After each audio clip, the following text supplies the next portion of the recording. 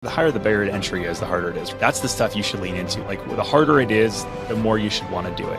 It automatically is going to eliminate 90% of the competition. And then it'll eliminate another 9% of the competition after a year, because the amount of people that are going to stick with it that long is really small. And then after 5, 10 years, you've actually built this big asset and big brand in an area. And so that applies to everything in business and life.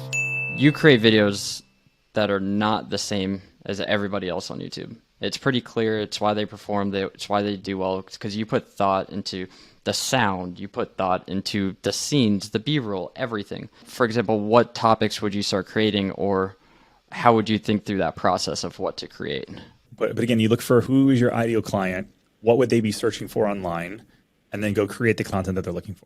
So for us, there's a neighborhood here called Golden Oak. Disney created it. Some of my biggest videos have been from in Golden Oak.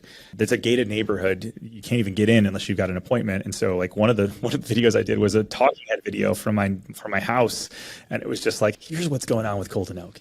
And so then it was like, hey, the top 3 things you didn't know, right? And then eventually they ended up bringing us in a couple of the builders, and they said, hey, you want to do videos here? And we're like, heck yeah, let's go. So we did some listing videos for them. Again, not getting the listing, but we got a lot of buyer leads, and we sold multiple homes in this neighborhood because of the content that we did there. But again, if you want multi-million-dollar clients, you go do multi-million-dollar kind of content. Then I started thinking, okay, listen, there's really not that many multi-million-dollar buyers, and so I need to start, being willing to go down a few tiers. And now I'm fine.